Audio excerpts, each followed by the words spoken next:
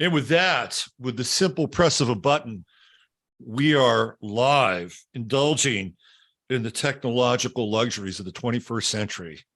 And I'm here with, quite frankly, and I'm happy to share this Friday the 13th with you. Welcome.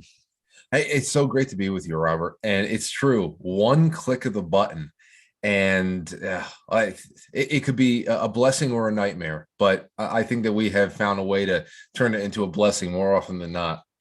Yeah, I mean, it's just one of those things where we just take these tools for granted sometimes. Like, we just got to do this, we got to do that. And it wasn't that long ago. I mean, I started doing this in 2010, and it was nowhere near where we are now, right? I mean, not even close. No. YouTube had no live streaming capability. Putting a video up on YouTube actually took some effort. And some of the podcasting tools were just really, really nascent at the time. I was using Blog Talk Radio, which was one of these kind of early adopter tools. But here we are, and I'm really happy to have you on the show today for a number of reasons. I was talking to my audience on my daily stream, and I think it was yesterday, and I was talking about how impressed I am with you as a broadcaster.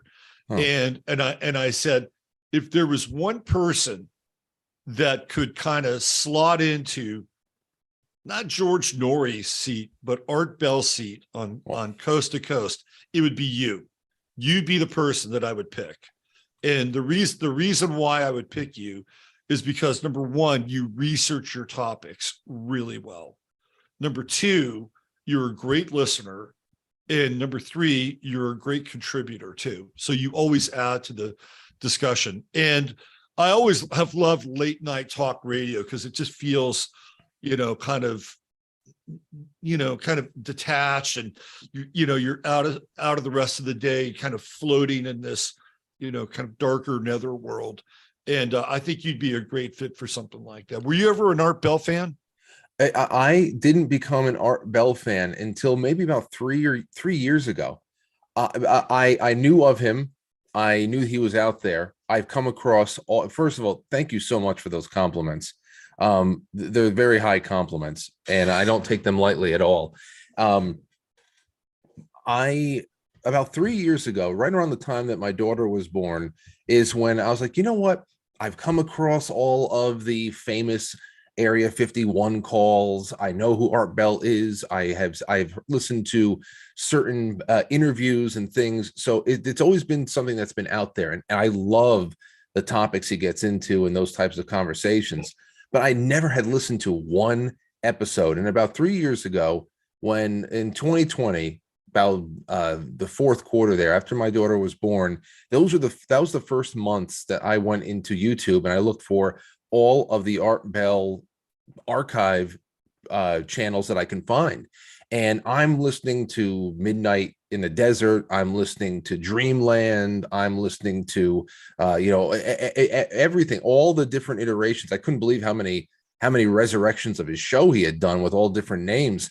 So that's when I really started getting on into it, and it became a late night thing for me, along with a few other talk show hosts. I know exactly what you're talking about with that kind of detached netherworld kind of feeling of being in your element at night, a little bit of stimulation that's added just because of the atmosphere outside, especially depending on what the weather is. Foggy, rainy nights, snowy nights, and it's just you and that human voice crackling in from thousands of miles away sometimes, right, talking about things that can take you literally to other dimensions. I love it. It is really what I do, Robert, is really based on my love of the medium. I love mass communication. The topics can vary. It doesn't matter. The fact that you and I are using this miraculous technology to not only talk with each other and close the gap, but also bring people in from all over the place without the need of gigantic corporations syndicating us at this point. It's the best time to be doing what we're doing, I believe. Yeah, I actually agree with you. And I've been watching the technological and, in a lot of ways, social IQ with these tools really start to go up. Indeed. Right? The quality of people that are podcasting and streaming is pretty remarkable. And I watch people, I don't know who they are, but it's not too far of a stretch to say these people are professional, right? And they may not be getting paid directly for what they're doing. Maybe it has to do with views or maybe a bit of a sponsor, but man, I'm just really impressed with how people are stepping up to use this medium. And you particularly, let's talk a little bit about you and I before the show. We're talking about how you grew up in Portchester. What was life like for you, say from middle school to high school? What were you into? What were you doing? Oh, middle school to high school. Well, it was all a lot. Most of it was music. It was, and it still is in a great number of ways. The radio actually came into the picture for me as a real passion project in between bands breaking up.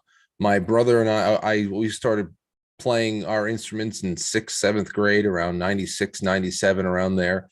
And then all throughout middle school and high school, it was me on the drums, my brother Anthony on bass guitar, and we were playing in our heavy metal band, and we were writing music and playing gigs and booking gigs, and just all it was just playing out. And we wanted to be rock stars. And that was really what we were doing until college. When I was in college around 2005 is when our band had broken up. Two of the other players that we were with, they went their separate ways, and it's just me and my brother wondering, okay, what do we do next? Now, what that would end, this is a big fork in the road for us, because at this point, I'm saying, okay, well, we need something to do in the meantime. I'm in college. I had a friend of mine who got in touch with me and said, oh, well, let me start with my brother. This is when he started becoming a little bit more independent as a musician, as a songwriter, as a producer, and wanting to do a little bit more vocalizing than playing bass guitar. And this is what started him off down the path of what became 10-second songs on YouTube. Now he's got nearly 4 million subscribers, and he's still the front man and chief writer of our band, which of course developed over time into something different, a little bit more harmonic, a little bit more, fresh of a sound, and a little bit less abrasive, that we were doing all throughout middle school and high school and college with the heavy metal. And while he was doing that and developing that, I took up an invitation from my friend Megan. I joined, when I went to Manhattanville College, I joined the radio club there, WMVL 88.1 in Purchase, New York. It's just, I mean, it's one of those little, they probably had a transistor, a hopper on the top of the student center that literally only had about 1.5 mile radius. And I joined the club because I always loved it. I always had CB radios all throughout college. High school and middle school, buying CB base stations, handhelds. I love radio. And then comes this situations where I was sent a text message or an email at that time. We're talking 2006. And they said, hey, listen, we have a slot over here on Friday night, Saturday morning at 1 a.m. to 3 a.m. Nobody wants. Do you and your boys want to come by and do a show? So I was like, absolutely, we would. At 1 o'clock in the morning. What are we doing on a Friday night anyway? We're usually watching movies, making fun of movies, and let's just get together. So me, my brother, my buddy, my best friend Mike, we took a slot. Our first show was on February 26th or 28th, 2006, and it was a 1 o'clock slot, and we loved it so much that by May of 2006, we said we're bringing this home with us. We got to figure out how to do it, because back then, very limited what we can do with internet streaming. And we turned my bedroom and Anthony's bedroom across the hall from me into a combined studio. We had wires running from both of our computers. Computers were trash. We had no power whatsoever. I remember my computer was so bad. We had no money, obviously, that my heat sink fan had blown. That I went into old computers. I ripped out another heat sink fan. I'm stripping wires. I'm Frankensteining things together just to keep the computers on.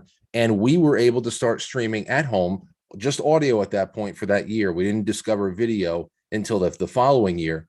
And that's when we started doing Tuesday and Thursday nights for about 2 or 3 hours a night. And it just blew up from there. And that's from 2006.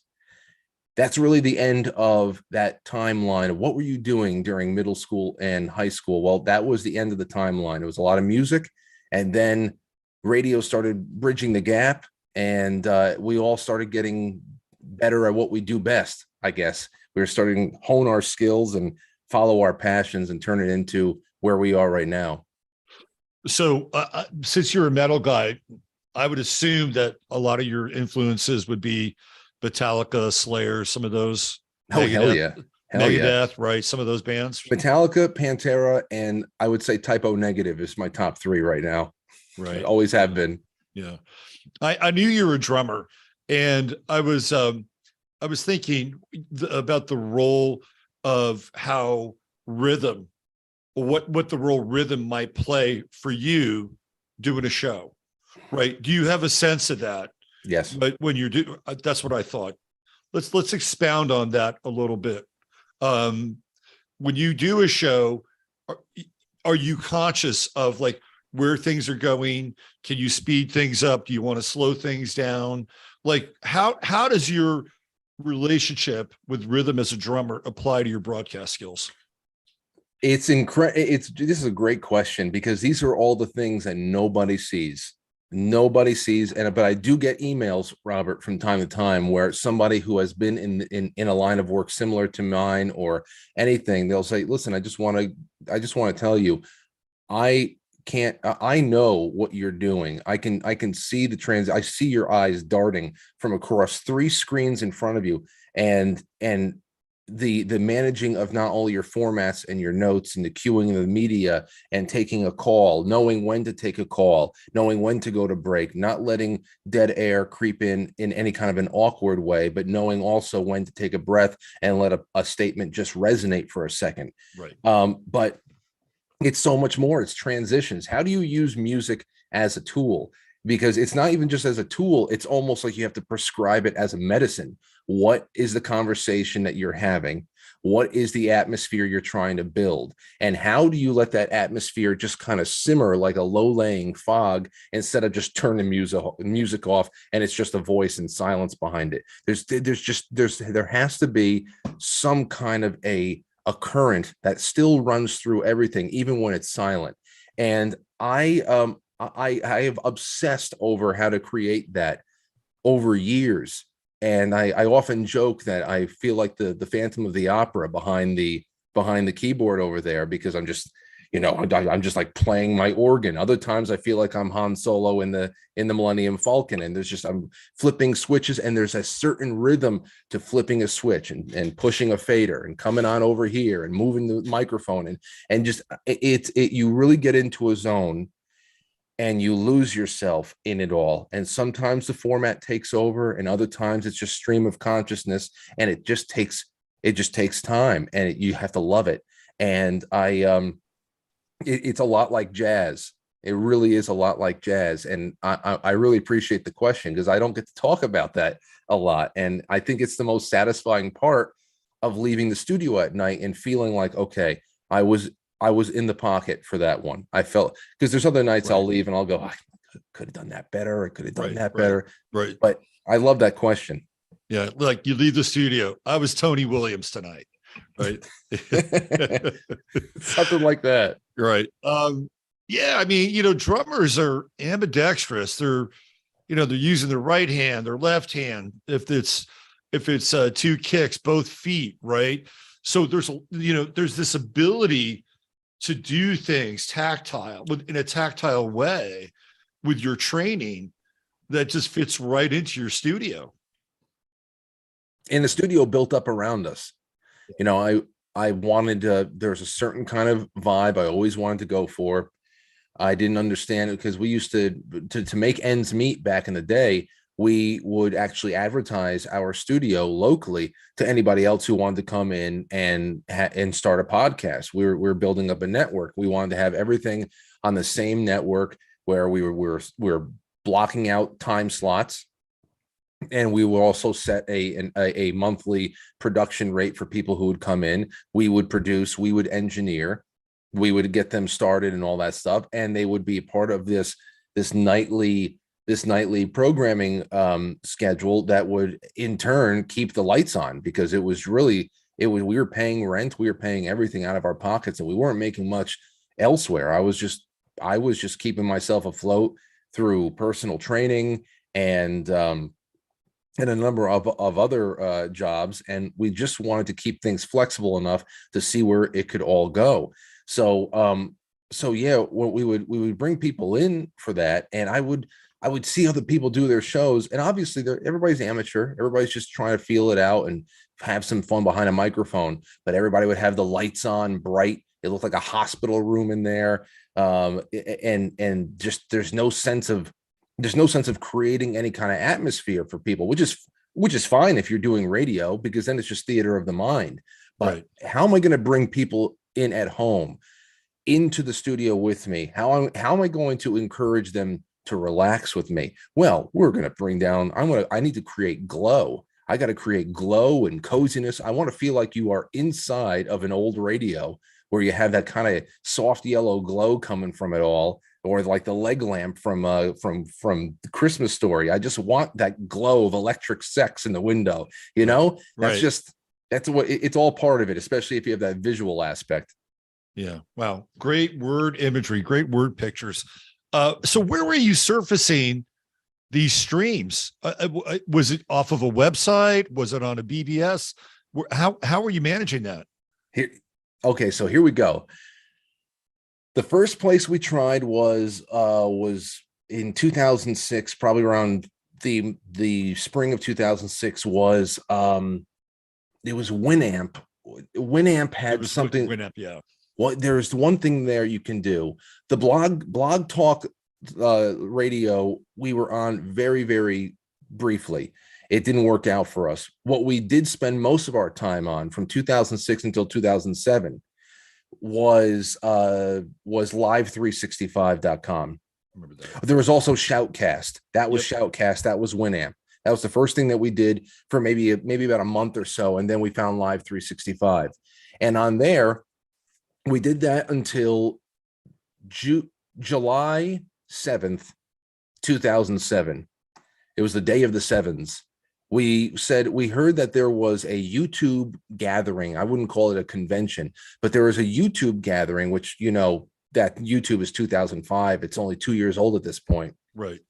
So we heard that there was a whole bunch of YouTubers getting together, the first generation YouTubers. They're getting together at Washington Square Park in New York City. So I said, all right, well, me and Anthony and Mike and my Uncle Rob, we jumped onto the Metro North down to the city, and we went to the park, and we're just walking around and trying to see if we see any familiar faces. And whereas I don't really remember anything too striking about the gathering that day, one thing changed our lives forever, and that was this guy. He had a hat on, and on his hat was this webcam on his hat, on the bill of his head. This is 2007, so this is alien now. Right. And he was wearing on his back, a backpack, and it looked a little bit heavy because there was laptops in there, battery packs, and of course, wireless cards. He was streaming live, and he was doing it as a part of a coast to coast road trip streaming thing, I guess, a campaign or whatever. And what he was streaming to was this little website called Justin TV. And we're like, what is this? So we're talking to him because we're like, okay, well, we've got to find a way of getting a visual aspect on our shows, but it wasn't happening just yet. Right. So we found Justin TV. We got all the information. It was an invite only website at first. This became Twitch eventually. Justin TV became Twitch, which is gigantic at the time. But because we didn't like how we had to wait in line for Justin TV, we went and looked out what else was going on, and we found Ustream.tv. Now, Ustream, this was right at the beginning of live casting. People were putting on these webcams. They were going live. They were just letting the webcams roll in their houses. and they would cook in front of the webcams. They would talk to people. They would play their acoustic guitars. They would leave the webcams rolling while they slept. They would say, "Good night, everybody," and then just roll right over and go to sleep. And people would watch them all night. We're like, what is this bizarre stuff going on? Right. But we got to use it. So at first, because we didn't know how to get our live stream up, we had an audio stream from Live 365 going on, and then a separate muted video stream that was not in sync, obviously, from our rooms that you can watch us from Ustream. And we became really great friends of the creator of Ustream. His name was Brad Hunstable. He just sold Ustream to IBM for over $100 million about five or 6 years ago. And we spent all of our time there, eventually moving our video and audio projects there. It was finally synced. We spent all of our time on Ustream, and all of our projects on a streaming sense was on that site until 2015. And then we moved out of we didn't get into the opening of our first studio in 2009, but we moved out of there into the studio I'm in now in December of 2015. And then Ustream went away because Brad sold it, and we didn't have any more people there to be on our side and whitelist us from all the crap we were doing. And then it became a little bit more, all right, YouTube, it's your turn to shine, which they only started streaming, I think, around 2014 or 15. So It was brand new. And that was our use of technology from 2006 to where we are right now. It was a cobbled together mishmash of budding new technologies, trying to bring them all together to create some sort of a cohesive media experience. And then finally, the marketplace was providing it all in one spot at one point. So we had to do a lot of pioneering at first.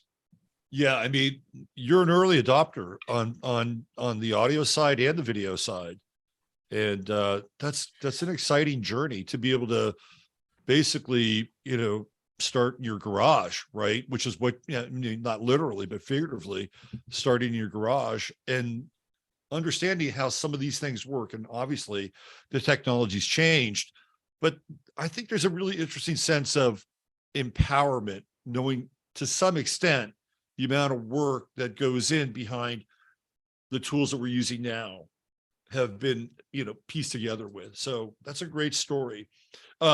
Your daughter is what, 3 or 4 now? Is that right? She just turned 2. 2. She turned 2, but she's been around for 3 Christmases because she was born in September of 2020. So she was only a little pile of mashed potatoes for that first Christmas. But that's why I said 3 Christmases ago is when I was listening to a lot of Art Bell for the first time. But yeah, she just turned 2 in September. How is having a child, especially in the time that we're in now, change your life, change your perspective, and change your outlook on things?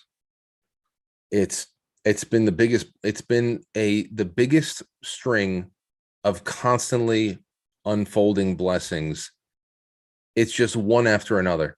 Every giggle, every screech, every squeal has been an absolute blessing and a godsend, especially in 20. It was a little nerve-wracking in 2020 because we found out that my wife was pregnant in the first I think first or second week of January that year, and then about a month later is yeah, everybody's starting to get the jitters, and we're locked down in place by March. And then the entirety of her pregnancy, I mean, we're doing midwife checkups through webcam, and it's the most inhumane, distant, hands-off experience that we had. Then, of course, when we're getting closer to September, we're wondering, what the hell are we going to be? How are we going to get in and out of this hospital as quickly as possible without having them, making us putting a needle anywhere near our child or ourselves or whatever? How do we just get in with little incident as possible? And so I would think that was the biggest nerve-wracking part of it. Outside of that, the anticipation of her arrival was enough to make all of the craziness of 2020 take a back seat for most of the time.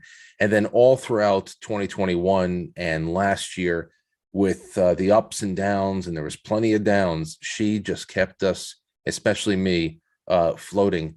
And it's just been, it's just like jumping into the deep end of a pool that is just unconditional love that I've never felt in my life. And it couldn't have come at a better time, to be honest. So with all of that, which sounds just completely net positive, in understanding to the degree that you can, which I think is probably fairly deep and cohesive, raising a child in 2023 is an interesting ride, right? It's a very interesting ride. When my son was born in 2004, not even close to where we are now, but one of the things that got flipped inside of me, the switch that got flipped inside of me, was I was already going down the rabbit hole. But when he came on board, I went down the rabbit hole even deeper. And it's like, what's out there? What do I need to theoretically commit myself to or get involved with so that my kid has a fighting chance in this world? Right. And that's when my political awareness, which was already fairly keen, really went through the roof. And to some extent, I became, for lack of a better term, more conservative. Or, I mean, this is just what parents do, or at least that's what they used to do before they started to bring their kids to, tranny story hour. Right. So how has that affected you, aside from the unconditional love and the blessing that your daughter has brought you? What about your outlook, perspective, and how you navigate reality moving forward? Well, I think I don't know. It's an odd. It's easy to me as far as knowing what's out there and knowing the plots. If you know the plot and you know the plotters, then I mean, I just really just think through everything I say in front of her. And I also know what paths we're going to be taking in the coming years. She's going to be homeschooled. I already know a number of wonderful all-American pro-humanity educators who have their own homeschool curriculum out. I have no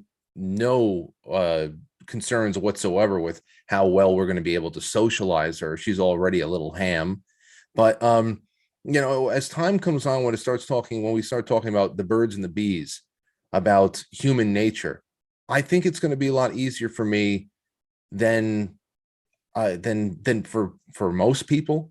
I think maybe because if for anything else, I talk about the most controversial and walking on eggshells topics every night on my show, knowing full well and having to remind myself that people are sitting there with their families, watching with their children as well.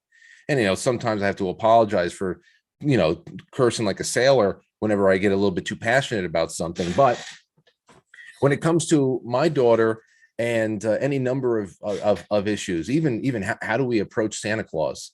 How do we approach things like this? This is, I try to find ways of keeping her imagination, her hope, and her wonder in life. My goal is, how do I keep awe? I want to keep her awe-stricken, and I want to keep her imagination and her human intent involved and engaged in creating what she's doing every day. I don't want to. She's going to learn that the world is full of crappy people and shitty circumstances and challenges that need to be overcome, things that are going to really put a strain on your faith in humanity. She's going to learn all that stuff as it goes along. My only thing is to create a little bit of a buoy, a counterbalancing for her, in realizing that what she's building up is a self-defense mechanism against all types of forces that want to take away her power. They got to know how powerful they are and how important it is to learn how to hone that power and not to be foolhardy with it. So with that mindset, because I can't say that every situation is going to have the same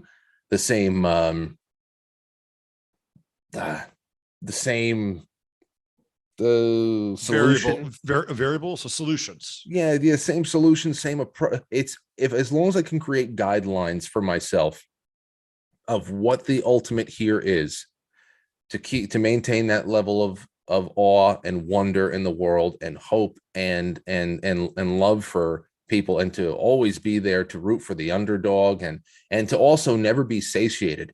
I in a healthy way, it's just all part of, hey, set some goals for yourself, enjoy the journey, and keep stressing the journey, because there's nothing more defeating than actually getting what you want. Sometimes it's more so about where are we going, how are we spending our time, and that's all I can think about, because as it pops up, and there's going to be a lot of surprises she throws me along the years, then it's just going to have to be thinking on your feet and acting accordingly. So yeah, I don't want that spark inside of her to be put out by a world that is hell bent on doing that to all of us. Right. Absolutely. We see these sound bites and news clips every now and then of crazy Kathy, your governor in New York. What's the feeling? What's the vibe like in Westchester County, boots on the ground, when it comes to this woman? You know what? I gotta be honest, Robert. I live around a lot of zombie-like people. Yeah. I don't know. I don't know what's going on with people. Everybody is almost they're so reclusive in their own way. I mean, I see bodies walking around. I see cars, people in cars, but there's barely anything to really tell what's going through their minds and what's driving them to the next stop on the list. They have to pick up groceries, whatever. But there's nothing. I barely see any political signs. I know from the area I'm in, it leans heavy blue. So I have to imagine that most people are just either blindly pulling the lever for people like Kathy Hochul, or they're holding their nose in doing so. I don't know how many people are waking up to one thing or another. But there's definitely no healthy debate. It's more so like nobody wants to look at each other in the eye. That's why when I do leave the house and I'm out and about, it's always a goal of mine to have really pleasant small talk with somebody, to crack a joke with someone online at the deli, to find the most miserable looking bagger at the grocery store to have a quick exchange with. Right. It's things like that, because there's no lively debate. People are very unconfrontational right now. They probably have all of their thoughts and feelings inside, and they probably have a lot of rage that they let out somewhere. But when it comes to looking people in the face, and I think that this has mostly to do with the fact that most of our social life is digital and anonymous now. Right. I'm sure there would have been a time where, and I remember that time, it was only 3-4 years ago, that you can walk into any deli in town and there's just the old timers, all of the war vets and everything. They have their regular seats, they're having their coffee, they're screaming, they're looking at the television, CNN or Fox is on. Everybody has a different opinion. They're jawing with each other and all that. And regardless of where they end up on the debate, I don't know, somebody buys each other another cup of coffee, they put it behind them, and that's it. Everything is so much more touch and go now. Everybody has a very short fuse, and I think that because we are so poorly unsocialized at this point because of the internet, it's just put your head down and get to the next stop along the way. I don't know. We'll see. We'll see if I have any interesting interactions in 2023. But for now, I know how they're voting, but nobody seems to want to tell you what they did. Yeah. I've been talking about, we're in a asymmetric war right now, and we're being bombarded on all sides, whether it's information, misinformation, whether it's on the medical side. Now they're talking about, well, we're going to find a way to put mRNA into your food, right? Then there's the assault on children through the public schools. There's just all kinds of racial tension. Some of it is imagined, some of it is fomented, and all of these things are bombarding us, right? And then we have, the battle of the bulge with the medical world in 2020. Oof. And when you add all those things up in an asymmetrical theater of war, people then begin to take on a look of casualties of war, right? Like people that walk around with post-traumatic stress disorder, like they just got discharged from Nam or Normandy. I mean, I feel like this is what's going on now in a lot of ways. And yeah, these shells aren't flying around, and maybe in some cases people aren't taking bullets, but that's my sense, head down, not wanting to interact. I think people have reached this point of overwhelm and they don't really know how to handle it or process it. And getting back to your point with the digital world, that brings an entirely like another dense layer of how we interact and interface with reality. I think a lot of this is just too much for the human condition in general. Yeah, it's forced us. It was around April of 2020, April and May, that it was clear. I think it was end of April, mid-May. We had already been just kind of in a daze for a while. It's very odd to not leave your street for over a week, and or 15 days, whatever the hell. I was still leaving the house. The only time I had to stay home was because my computer at the studio had crapped the bed. I had to get a new piece for it, and all of a sudden I'm doing the show home and I'm writing home, and we're just there. So I for at least a week there in April of 2020, I was in another world. I've said it several times that there was at one point during the lockdown when I was home and I had nowhere to go because the computer at the studio had to be fixed, that I went onto the back porch at like in the middle of the week, and I felt like I was walking out onto the surface of the moon. It was just a very alien place, and everything was just so weird. It felt like 9/11 again, because you felt there was no air traffic for the entire summer.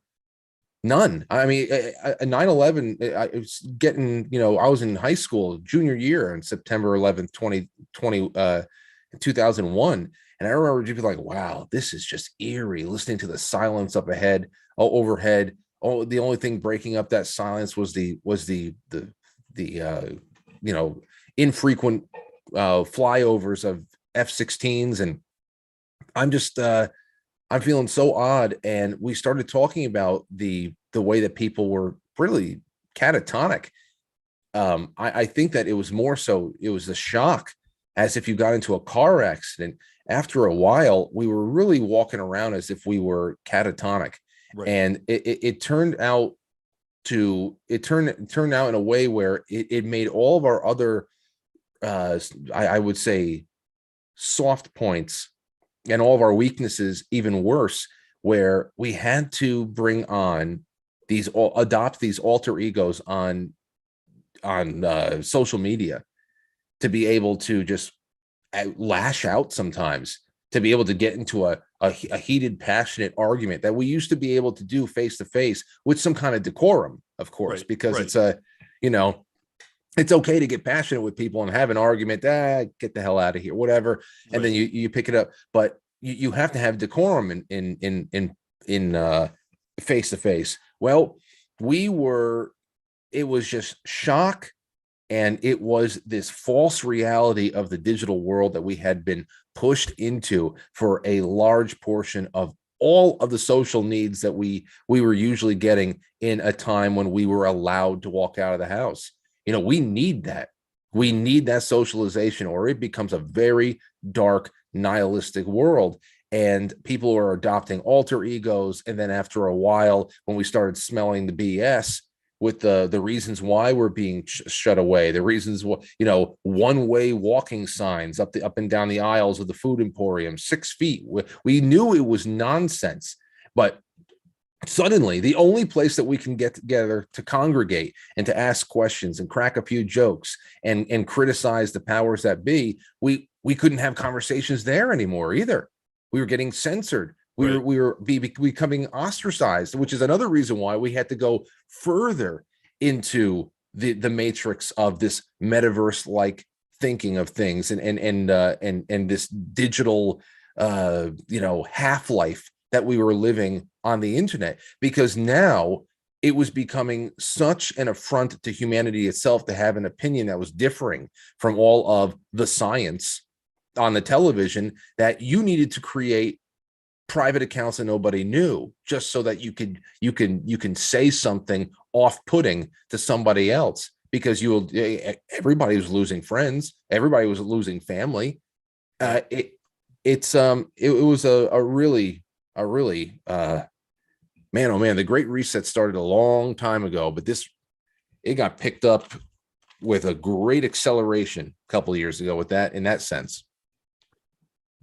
And my sense of knowing you and who you are and your perspective on life, you're right there in the belly of the beast. I mean, you are at ground zero of all these limitations and medical tyranny, and you're dealing at that time with Cuomo and his madness, and his complete and utter dictatorial, my way or the highway attitude. That must have been really challenging for you. Oh yeah, especially since and listen, the way the information was getting out there, you can either be a New Yorker and see what's going on, or you can be someone who lives in Wyoming and see what's going on in New York as well. This was a ground zero thing, and forget about the willingness for a governor to continue to lock people down and require masks be strapped across the faces of children, and to push and lean on pharmacies to make sure that people don't get prescribed certain medicines from their doctors, banning the prescription of certain medicines that were coming out to be effective against this virus, which was not as bad as they were telling everybody it was. I mean, these things were secondary to the fact that, again, we are talking mass murder in states like New York. Absolutely. Mass murder. Cuomo, and to a lesser degree, but she was in the system at that time, Hochul, who would have done far worse than he. I think he actually had some moral boundaries along the way, because the fact that they exited him off a stage left because he did some nipple twisting at the office, and nobody did anything with the fact that he killed 15 to 30,000 people in nursing homes. Yeah, that was murder. Right. And that's already 2.5 years ago now. Right. I don't think anything's going to be, nothing's going to happen there. No. So yeah, man. And we know that New York, that was going on in the same place in New Jersey. We know Pennsylvania with Richard Levine, who's now like the health director for the entire country, did the same exact thing, pulled his mother out of this nursing home and then started killing people there. Washington with Inslee, Illinois. I mean, this was going on all over the place, but nothing more prolific than New York and what Cuomo did and got away with. So, yeah, it definitely was ground zero once again for what would become a slow motion 9/11. Yeah, absolutely. Frame by frame, floor by floor. So how did you handle your intensity during that time? I never stopped going to the studio, and I just kept doing the show. Yeah. And I was able to get it all out. I was working out a lot. I kept up with my exercise routines. Yeah. I was a new father, brand new father. So I had that to really draw my attention into my family. And the show is really it's always been like a diary for me. Yeah. We do current events and all that, but we go all over the place. I love doing personal human interest story type of things. And we were all experiencing the same kind of anxieties with the same kind of sources of anger, and it became very easy for me to get out there every night and just open up the lines and see what people were thinking. And if I didn't have that, God knows, I guess I would have laid into the drums a little bit harder than I did. And and that would be it. But you need a physical release in times like this. It's not Absolutely. enough to read a nice, fiction book and have a good meal. You need to have some physical tension. You need some resistance. You got to hit a bag. You Yeah. got to lift some weights. You got to do some calisthenics, whatever it is. You got to wring it out of you physically, because it will just seep into your bones. And that was a big part of getting through the last couple of years, more so than ever before. Yeah. Uh, it was a lot different here where I live in Texas. Other parts of Texas, San Antonio, which is a well, it's a blue city, but really it's a red city in the tradition of the old red, right? Like San Antonio is a commie city, and so is Austin. So in San Antonio, it was pretty heavy. But I lived north of San Antonio, and um, it, it was very strange. It was like I was living in an alternate reality because my life barely changed. I did what you did, though. I went to the gym. I was going to the gym 3 times a week. And then I was also streaming every single day because that was my lifeline and that was my practice to get through that period of time. So we were both doing the same thing under a little bit of different social circumstances. What we had to deal with here in this town was just the insanity of the city council and how they were promoting the shots. And we would confront them, and we would go before the city council. In fact, it got kind of so heated that I actually ran for city council, and I got a firsthand glimpse at what it's like to run for a local election. That's another story for another time. But It's it incredible, was, though. it felt to me like, again, the front lines or the underground of the Paris resistance or the French resistance, right? I mean, all these war metaphors were creeping into our experience, even though they weren't like overtly there, right? But they were around, and we were having to figure out how to deal with being in an occupied country in a lot of ways, or in an occupied state. Am I right? Oh yeah, yeah, and I think that you are a perfect example of one of the greatest bright spots. There's a lot of terror and horror that has been revealed to the world and continues to unfold with the 80% of people in this country was they either skipped willingly to the doctor's office to get one shot after another, or they were coerced into doing so. And that is just a microcosm compared to the rest of the world. I mean, this is a planet of 8 billion people on it, and they were able to force this into a couple of billion people. And so that in itself is a horrible thing to think about, that we will be living with the consequences for years to come. We don't even know how bad that's going to be. Right. And then there is the bigger part that the whole world realized we are going through the same things. For all the bad shit that we saw over here in the US, think about what Australia and New Zealand saw. Horrible. What they're still going through in Canada and in Europe. But that brings me to the silver linings. It's okay to acknowledge the bad, because you have to understand what work is going to be done. But here you are going out there and running for city council. Here we have so many, to tens of thousands of parents now who have been exposed to the kind of degeneracy that is being fed to their children in schools, because the curriculum were exposed now, because everybody was doing Zoom schooling from home.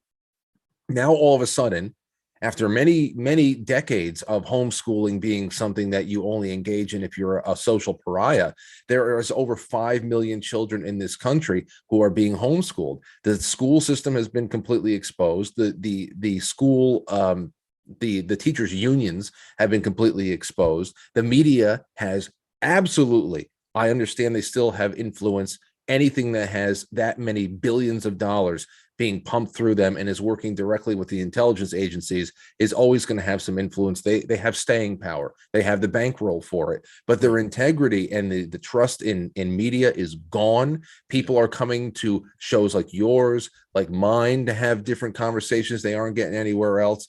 no matter how ignorant we have been made through all types of societal and environmental conditions, there is still that human gut feeling that reigns supreme.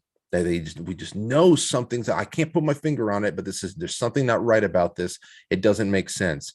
Right. There is a lot of that curiosity and a lot of that that pushback and that exposure, that beautiful apocalyptic nature of this entire thing that continues to be the greatest bright spot.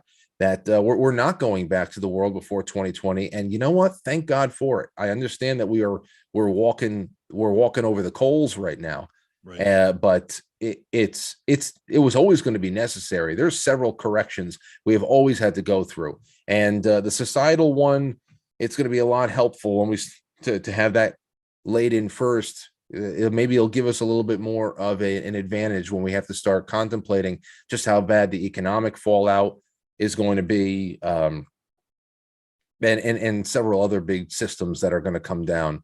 But I think it's always good to keep the silver linings in mind. Yeah, the awakening piece is pretty significant. My Twitter feed is just filled with people that are switched on and at a pretty high level. I mean, this was not happening 5 years ago, right? The amount of people, the number of people, sort of the omnidirectional and omnidimensional potential of information that's being transmitted now is crazy, right? So this thing has really picked up. Mm-hmm. It's really accelerated. And I think that is part of the silver lining around it. You had a bunch of people staying at home during lockdown, using their computer to research things like the Illuminati or the Federal Reserve or Freemasonry, right? I mean, this was going on.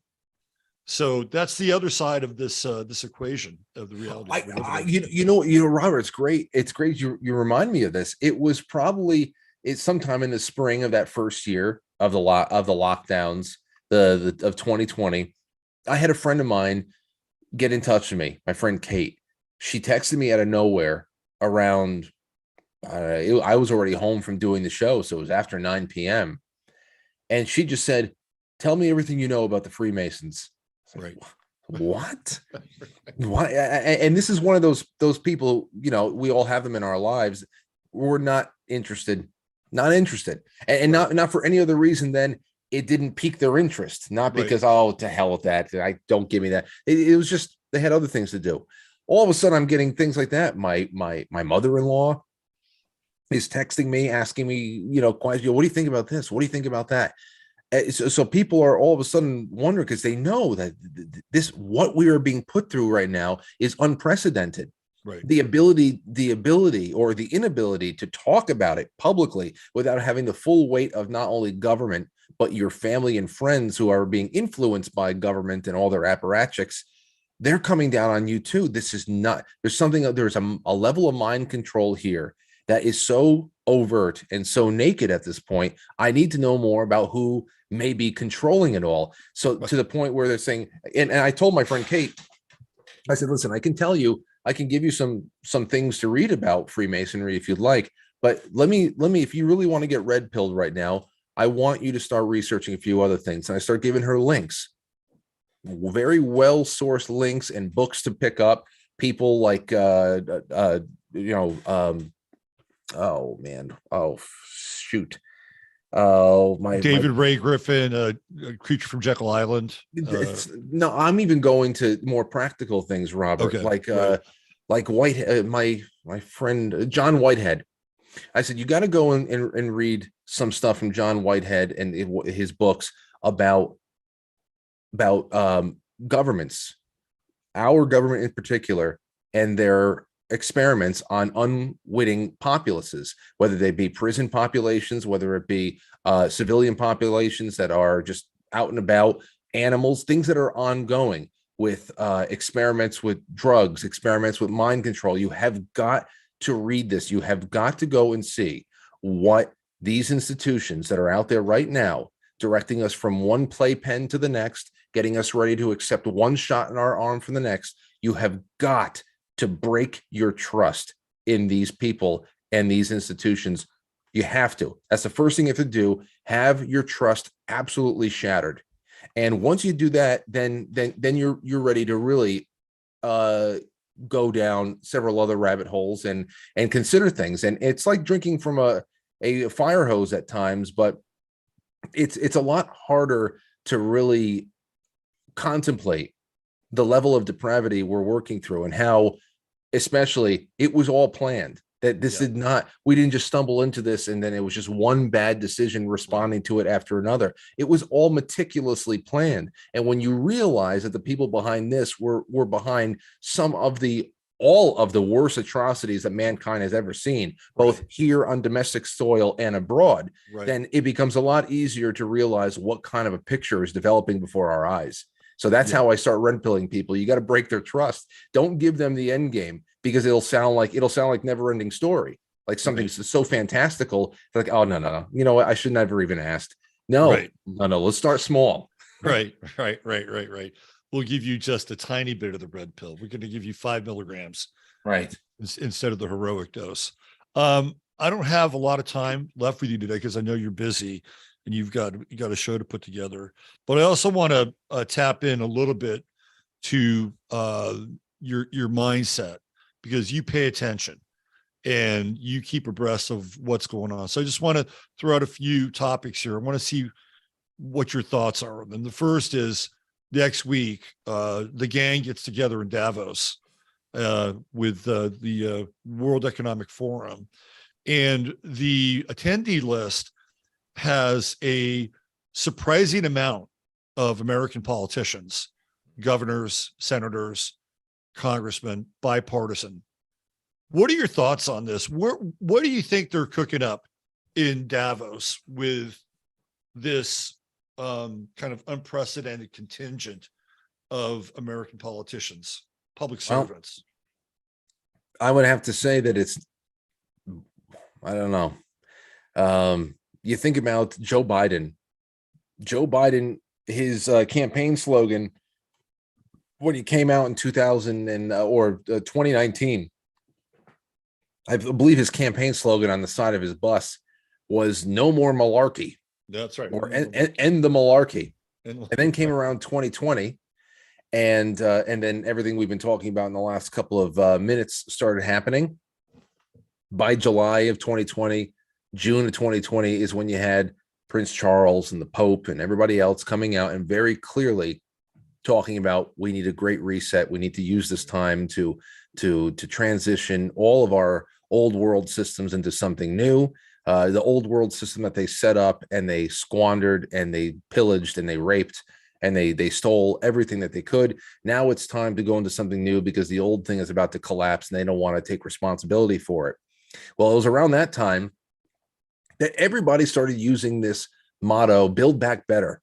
And it immediately became the motto of Joe Biden's campaign as well. He got rid of the malarkey. I guess there was no more time for malarkey. Now we're going to get down to building back better. And immediately when you start seeing that common thread run through all of these people and where they got their money, where they got their training, how everybody have been, junior partners and youth members of the World Economic Forum's global initiatives and this and that, when you have Klaus Schwab coming out and saying that most of these up and coming developing and also first world nations, our people are in all of those cabinets, whether it be France, whether it be in the South America, whether it be up in Canada, those are our people in the cabinets of some of the most influential and economically powerful countries around the world. And so that's all you need to know. What is Davos? What is the World Government Summit that they put together a couple of months ago? What are all these G7, G8, G18 conferences? It's all the same people meeting under different names, organizations, as if it's something new. And they're all taking their marching orders. They're all being told in very secretive or subtle ways what their role is and how they're going to play it in the new year. and eventually they'll get to where they need to be. Where that is, that is all published too. That's the greatest thing about this, scariest thing too. It's all published. The fourth industrial revolution, published by Klaus Schwab, the Great Narrative, published by Klaus Schwab, just in the last couple of years. Right. And then the UN, this is all a part of the same thing. We know what Agenda 2030 is all about. We know where they want to bring us in by the year 2050. This is all piecemeal Malthusian, the Fabian socialist kind of tactics to take little bites out of the elephant to make sure that the frogs don't know that the water is beginning to boil. So will we ever see exactly what the marching orders are that's being given to everybody? I guess in our respective homes, we'll see what people are starting to roll out in places like in Canada, and we can just draw conclusions from there. But I'd have to imagine that the real moving and shaking is going to be off camera at places like Davos, in between the lunches and the desserts, the lavish meals that they're all feeding each other while they tell the rest of us to eat crickets. It's I don't know. It's kind of scary that you don't need to speculate anymore. They just come out with it now, and they act as if. If they could just act as if, then I guess we can just chalk it up as a matter of difference of opinion, and not whether or not it's a bad idea that's going to leave us destitute and without any semblance of human freedom. So that's what I always pay attention to. Whatever they can let slip, those are incredible gatherings of powerful people and their puppets. Yeah. Well, Schwab has been very upfront and open about systems collapse when it comes to technology and the legacy systems. I mean, that's what he's been talking about over the last couple of weeks, and that he sees that the failure of these older legacy technologies will be at the same level of what happened with COVID, right? He's telling us what's going to happen next. And over the last 2 weeks, we saw what happened with Southwest Airlines, what happened with the FAA, what happened with Amtrak, right? They had some issues in Canada. And I have my own theory about, these things. There are legacy systems that were put together by people that are much older, that have moved into the positions that are supposed to take care of these systems, and they don't know how to do it. Like, they do not know how to take care of these old systems, right? So of course they're going to run into problems, because those workers tapped out or they aged out, right? It's like, we're out of here. So then you have a whole new wave of these young programmers who look at this and, what the hell is this? Yeah. Right. We've never seen this before.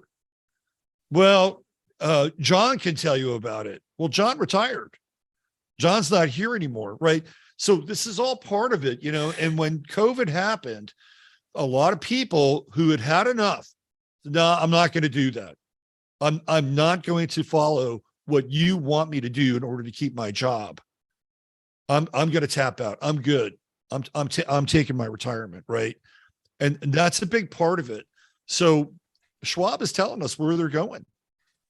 When they flip the switch, they will flip the switch and it'll be done, right? And then when it all comes back online, it'll be a lot more sophisticated in some ways than it was before, because it'll be an entire system, right? It'll be holistic.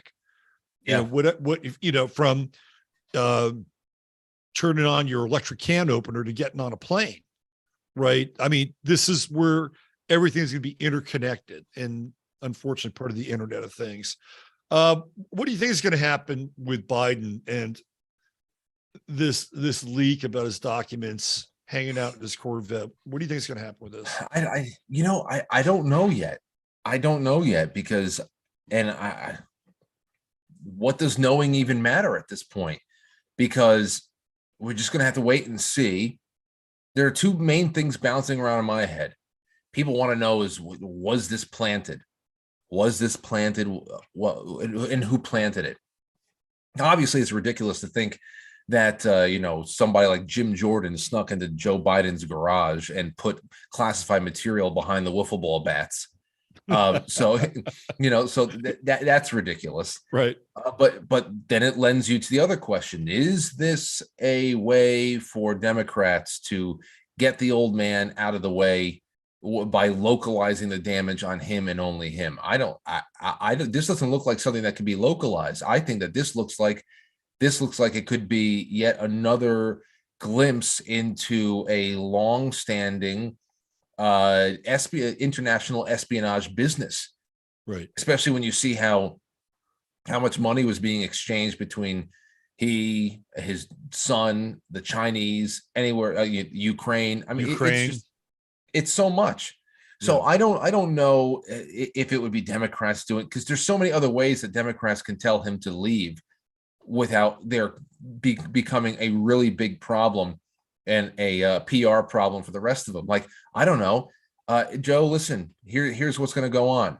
We found an irregular heartbeat, and you're doing fine, but we think that you need to just bow out gracefully and blah blah blah. There's so many ways that they can get him to go. And aside from that, it really does look like there is a cover-up operation being launched right now. Special counsels are ridiculous. We've seen that over the last 7 years or so. There's nothing to be excited about with special counsels. It seems to me that a special counsel is only appointed when you want to make sure that someone can sit on top of a big story for multiple years and not be able to comment in any significant way, shape, or form on the issue at hand because it's an ongoing investigation. Right. And then you can wait until seats of power change in House of Representatives, and you can wait out whatever kind of investigatory and subpoena power that your enemy has by just locking it up in a special counsel investigation. So I really don't know.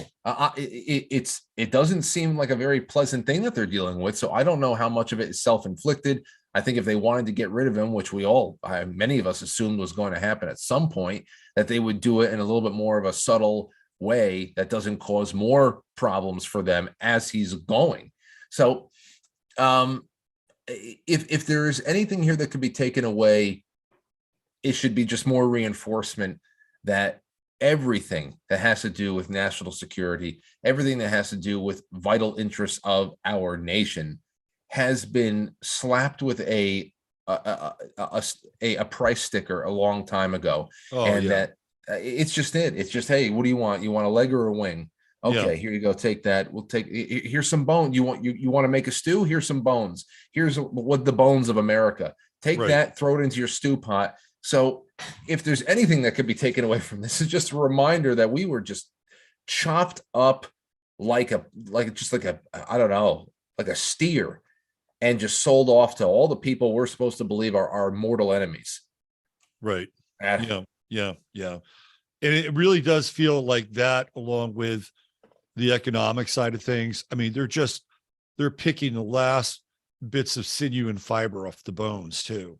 Right. Mm-hmm. This is what it feels like, oh yeah, let's just send, close to how many billions have they sent to Ukraine now? Right. Let's just get as much of this, off the bone as possible before there's nothing left. Right. And it's out in the open. I mean, the things that you were talking about, go back to the Clinton era and everything that was being sold off to the Chinese. Well, that was covert, and it was behind closed doors. Right now, it's just out in the open. Yeah, we're just going to give these people money. We don't care. We're going to get Sam Bankman-Fried to handle the transactions and launder it, and it's going to be right out in front. And we don't care. I mean, the absolute blatant exposition of what they're doing now is mind-blowing. Right? It's just mind-blowing. It's all out there right now. Yeah. Naked. It's naked. It's a naked thing there. And it makes me wonder again, what does that mean for a country when people say, well, the elections are coming up, or I said I don't know if it's going to be the 2022 election or 2024, even 2026, but one of these election cycles very soon, there's not going to be an election. Yeah. It's just not going to be. And I say that not as a someone who just wants to say something crazy, but if you are paying attention to what's happening here, you have a dwindling level of public trust. You do not see really, I mean, everything, as you said, naked and completely exposed. And it's not, I don't know how that can translate into believable or reliable, I should say, reliable election results for the masters out there. If they need to keep the apple cart, unobstructed in any way, shape, or form, they don't want to upset that in any way, shape, or form, and try to keep things in an acceptable place where, yeah, people are upset. They're upset with each other. They're upset. They're distrusting of government, but at least we get to keep our grift going. It's going to have to get to a point where our consent has got to be removed from the issue altogether. There has to be something that says, listen, we can't leave this up to chance anymore. There's no way that they can continue to steal and influence elections in the way that they're being done. If it gets more and more blatant, then it's anarchy one way or another. So right. I just think that it's going to become a necessity at some point, just because they need to continue to finish the work that they've set out to do in resetting the planet and deindustrializing the United States and bringing this Rwanda style social upheaval to our cities and all that other stuff. They cannot let the will of the people come in the way of that in any way, shape, or form. And I don't see how society is going to moderate itself and calm down in any way, shape, or form. So that's just the way I see it going. That's why I think this naked, overt presentation, this revelation of the method, right, is always going to result in one thing eventually, and that is you have got to take the whole illusion of consent out of it and just say, well, I don't know, the FAA grounded all these flights. There was a bug in the system. Oh, we have to ground all our flights. Well, we have to ground the election for a couple of months. Right. Oh, don't worry, we'll make it up in April. Make it up in April, and then April comes, and okay, just one more half year. We'll do it in October. I can see it happening. I can see it becoming a necessity at some point. Right. Yeah. Yeah. When I think of all these smash and grabs that are happening at like Walgreens and these drugstores, to me, that's the metaphor, right? We're witnessing the smash and grab at a much higher level, right? We're seeing it on the streets. We're being given that picture of these petty crimes that are happening all across America, but that's really a symbol of what's going on at a much higher level, right? They're just showing you in a different way. And it's the world we're living in right now is absolutely debased, but on another level, it's also strangely fascinating to see this thing kind of unfold the way that it's unfolding and trying to locate where we are in space and time and how, we're going to evolve with, some of these things that are coming at us, right? And iron forging iron in a lot of ways. Yeah. It's a really intense, heavy, and ultimately powerful time to be alive. And this is where we're going to find out what we're made of. It's true. It's true. I think a lot of that smash and grab mentality, that's the difference between the very satanic ground level chaos, right, and above it, the very carefully plotting and larger world view of the Luciferian. Great analogy. You have the Luciferian in the World Economic Forum levels, where they're up there in their suits and they're talking very, very warmly about this beautiful new equitable world they're going to be bringing to the world. We're going to make sure that the differences between race and gender is going to be gone. The economic disparity, they love us so much. Right. They want us to be healthy and wealthy and at peace. They love us so much. And on the ground level, they're making excuses and they're bailing people out, and they're just stepping by, and they're saying that rioting is not riots, even though they tell us to stay home. They let everybody else go riot for fake civil rights causes, smashing and grabbing televisions and stealing cash out of the cash register and jewelry stores and luxury bags, and billions of dollars of things just stolen. A car burning, structure fires, cars tipped over. This crazy ass. It's almost like Night on Bald Mountain from Fantasia.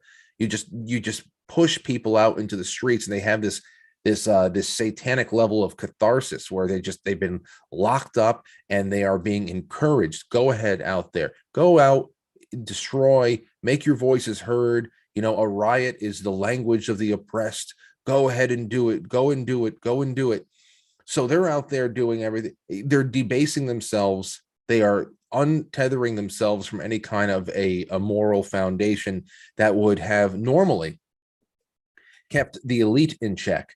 Because if people on the ground level are so willing to smash a neighbor's car window open, or to go out there and say in one breath, I'm here for racial justice, and then burn down and loot the neighborhood store of someone who lives around you and should share the same kind of outlooks and have the same kind of things invested in your community. They're turning people on their neighbors. They're turning people on themselves. They're separating them from God, from conscience, from anything.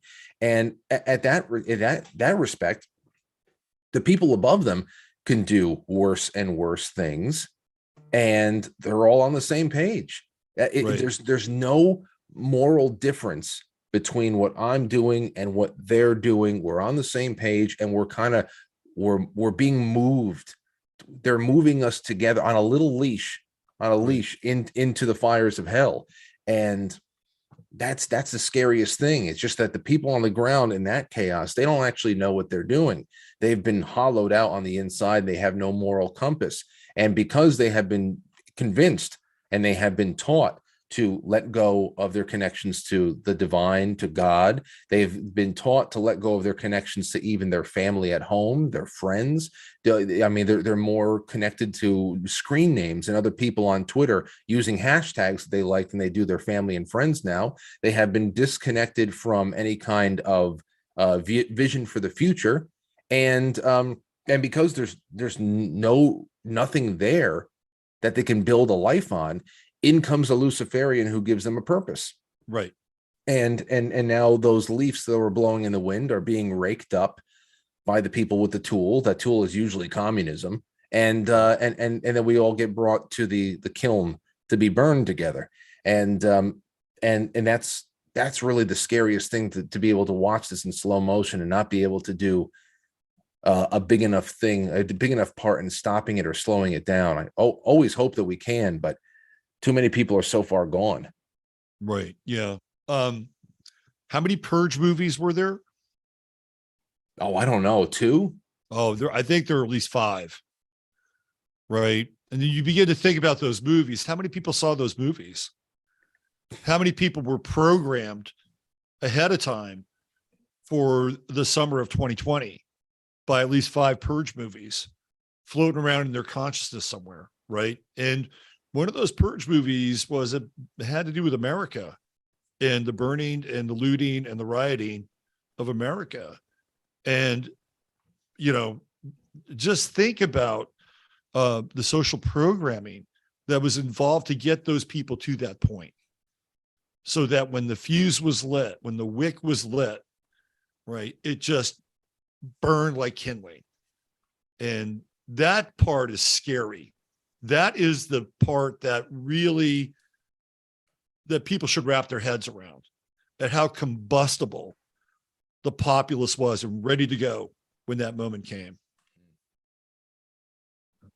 That's why I'm happy, no matter how far we get dragged into that direction. Again, here we are. Here you are. Here I am. We've been doing our thing for a long time in our own right. And suddenly, because of the state of the world, we have been able to cross paths, and we've been able to merge our audiences and to find a way. It's almost like the formation of those two sides, the light and the dark, after Captain Trips just kind of hollowed everything out in Stephen King's novel The Stand. Right. You know, I see two sides that are forming, and they're becoming a lot more publicly pronounced, and that is the best shot that we have, to be able to just gather around the fire with those that we know that we have something in common with. And and these types of talks, those are those fires, those calming, comforting fires, Robert. I think that's where we are right now.